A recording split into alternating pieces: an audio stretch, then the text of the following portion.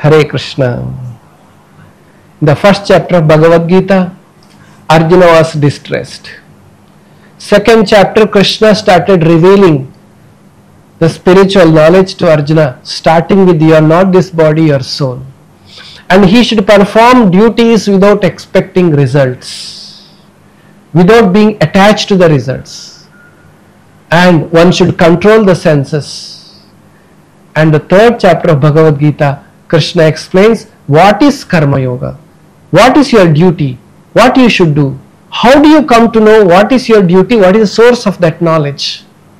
And having performed the duty without being attached to the result, what can you achieve? And how to control lust. These things Krishna explained in chapter 1 and 2 and 3.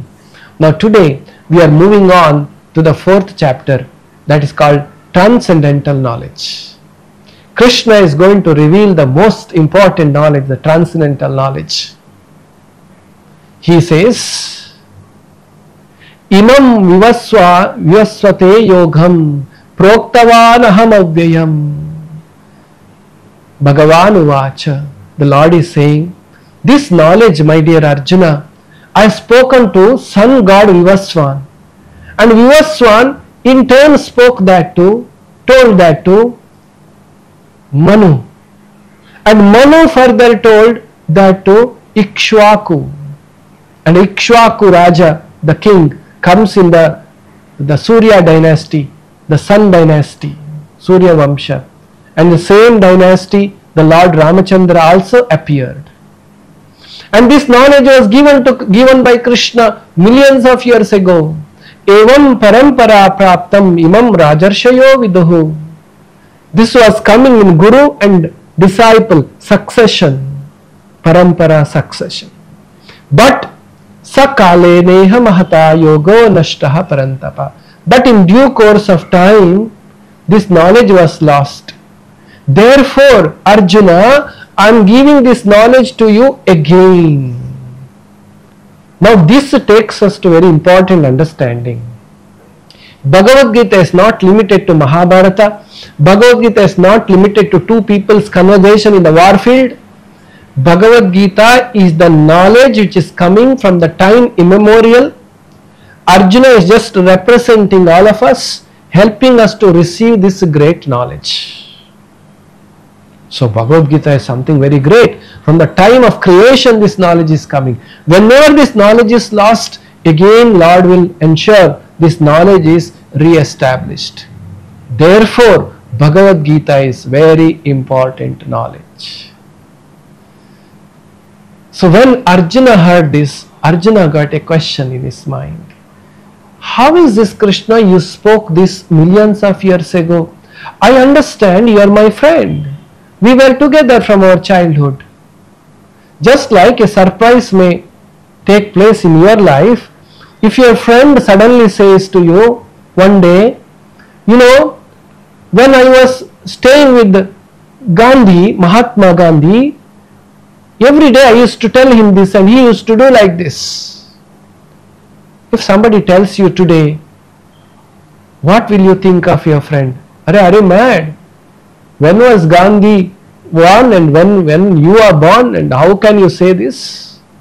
So Arjuna is asking, so how are you saying you spoke to Vivaswan? Now Krishna explains the difference between us and him, God and all of us. Sambhavami Atmamayaya. How do I appear? Atmamayaya. I appear in the same spiritual body. Our body is made up of flesh, bone, blood and all these things. But Krishna's body is made up of Satchidananda Vigraha. It's a spiritual body. Arjuna is changing body. We all are changing our bodies. We are forgetting our past life. But Krishna is in a spiritual body. He never changed his body. Therefore, he is Lord.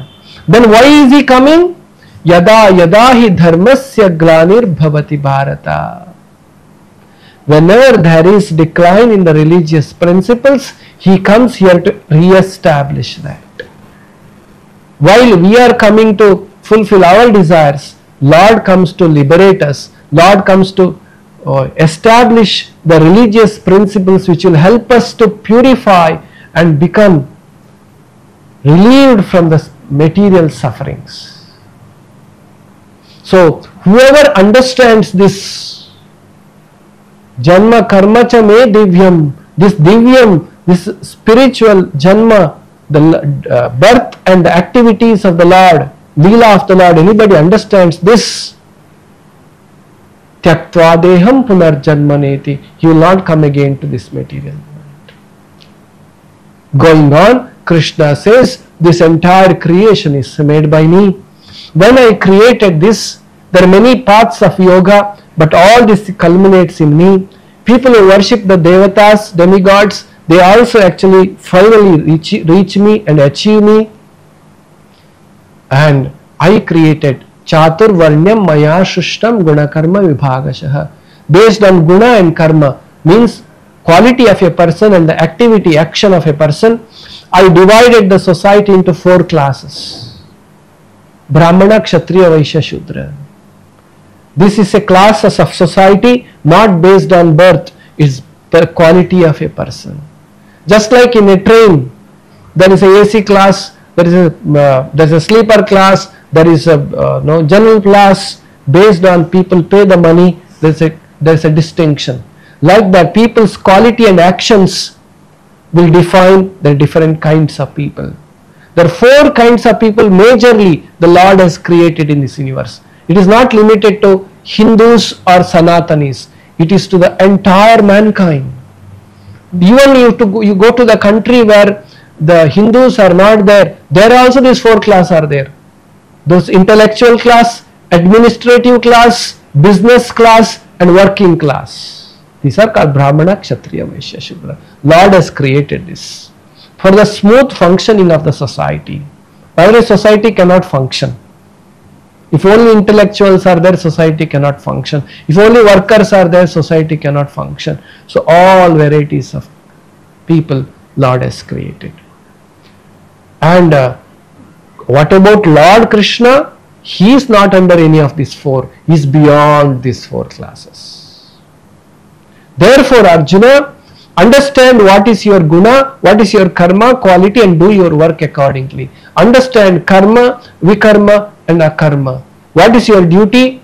And by doing the duty, you get some result is karma. And forbidden duty is called vikarma, which should not be done. You will get sin by that. And akarma, the duties which is finally done for the pleasure of God, Krishna, that is akarma, by which you will not get entangled to this world. Having explained what is karma, vikarma and akarma, then Krishna says one should perform yajna, the sacrifice. To get this divya jnana, what one should do? That divya jnana, what are those yajnas? Different category people. The celibate brahmacharis should do yajna by controlling the senses. Grihasthas by giving the charity. Like this goes on giving the list of yajnas different people supposed to do. By performing yajna, one gets purified from all the sins. One is able to control the senses. One gets liberated from the material sufferings. To get this knowledge, one should go to Guru. Tadviddi pranipatena pariprashnena sevaya upadekshanti te jnanam jnaninas tattvadarshinaha. You should go to Tattvadarshina, the pure devotee spiritual master, Guru. And you should render service to Guru, ask questions to him submissively, serve him. This way you acquire this divya jnana, the transcendental knowledge. Having acquired transcendental knowledge, you will understand who you are, who is Krishna, how you are part and parcel of God, you are amsha of God. You will get all that knowledge. You will come out of all darkness of this world. You will get the clear vision, purity of thought, no bewildered memory. You become very pure. You will be able to understand what is right, what is wrong. With this divya jnana, what karma I should do, that with that knowledge we should do karma without being attached to the result. This way this Divyajnana and the karma both goes hand by hand. These are not two separate things. Jnana and karma are not two separate things. They are actually one. This way Krishna says, therefore Arjuna, with this knowledge know that you are fighting now this war for yada yada hi dharmasya glanir bhavati bharat, for my purpose. That is akarma. Therefore Arjuna, stand up and fight. Like this Krishna gives Divya Jnana to Arjuna in the 4th chapter of Bhagavad Gita. Now with this Krishna concludes. Next is the 5th chapter. In the 5th chapter, Karma Yoga will be explained in detail, where what we should do, action in Krishna consciousness. In the mind keeping devotion to Krishna, how can you perform your duties is explained in the next chapter. So again we will meet with the chapter 5 of Bhagavad Gita in the next episode. Thank you. Hare Krishna.